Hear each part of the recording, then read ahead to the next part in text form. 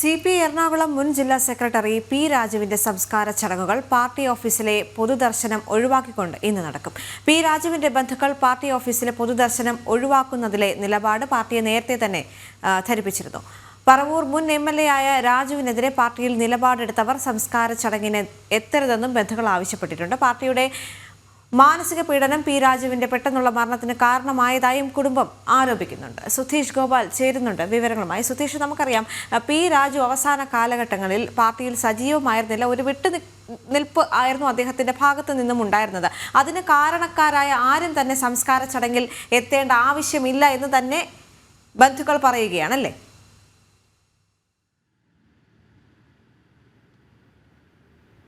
ദേവിക, അങ്ങനെ തന്നെയാണ്. കാരണം ഇത്തരത്തിലൊരു സാമ്പത്തിക ക്രമക്കേട് ആരോപിച്ചുകൊണ്ടാണ് പി രാജുവിനെതിരെ CPIയിൽ ഒരു നടപടിയെടുക്കുന്നത്. ഏറ്റവും പ്രധാനമായി പറയേണ്ടത് പി രാജു എന്നും കാനം വിരുദ്ധ ചേരിയിൽ, കാനം സംസ്ഥാന സെക്രട്ടറി ആയിട്ട് ഇരിക്കുമ്പോൾ പോലും അതിൻ്റെ വിരുദ്ധ ചേരിയുടെ ആളായി എറണാകുളം ജില്ലാ കമ്മിറ്റി പിടിച്ചു നിർത്തിയിരുന്ന ഒരു വ്യക്തിയായിരുന്നു. കഴിഞ്ഞ സമ്മേളനത്തോടെയാണ് CPIയുടെ ജില്ലാ സമ്മേളനത്തോടെയാണ് അതിലൊരു മാറ്റം വരുന്നത്.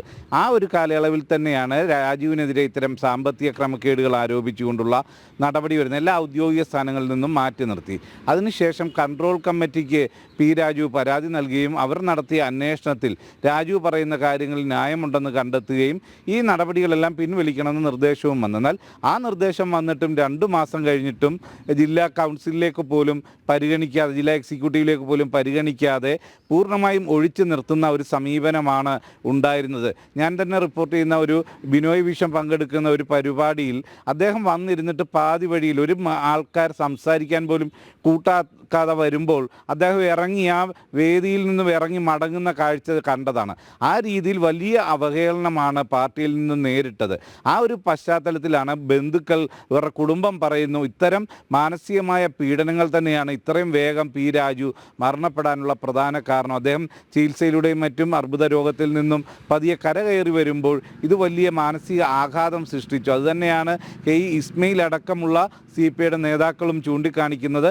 അത്തരം വലിയ ഒരു അവഗണനയും മറ്റും നേരിട്ടത് കൊണ്ട് തന്നെ ആ പാർട്ടിയോട് വലിയ ഒരു അമർഷമാണ് പി രാജുവിൻ്റെ കുടുംബത്തിനുള്ളത്. അതുകൊണ്ട് തന്നെ പാർട്ടി ഓഫീസിൽ പൊതുദർശനം നടത്തേണ്ട എന്നും ഇത്തരത്തിൽ പി രാജുവിനെ മാനസികമായി വിഷമിപ്പിച്ചവരാരും സംസ്കാര ചടങ്ങിനോ അന്തിമോപചാരം അർപ്പിക്കാനോ വരേണ്ടതില്ലെന്നുമാണ് ബന്ധുക്കളുടെ നിലപാട്. അതോടൊപ്പം തന്നെയാണ് പി രാജുവിൻ്റെ മരണത്തിൻ്റെ ഉത്തരവാദിത്വം കൂടി പാർട്ടിയുടെ ഇത്തരം അവഗണനയ്ക്കും മറ്റും മേൽ ഇപ്പോൾ ഇവർ ചൂണ്ടിക്കാണിക്കുന്നത്. അതും വളരെ ഗൗരവതരമാണ്. കാരണം 2 തവണ MLA, 2 ടേൺ ജില്ലാ സെക്രട്ടറി എന്നതടക്കം AITUCയുടെ സമുന്നത നേതാവായി സംസ്ഥാനത്തുടനീളം പ്രവർത്തിച്ച ഒരു വ്യക്തി കൂടിയാണ് പി രാജു. വർഷങ്ങളിലെ 50 വർഷത്തിലധികമായി പാർട്ടി അംഗത്വത്തിൽ പ്രവർത്തിച്ച ഒരു വ്യക്തിയാണ്. അത്തരം ഒരു വ്യക്തിക്ക് ഇത്രയും വലിയ അവഹേളനം നടക്കേണ്ടി വരുന്നു.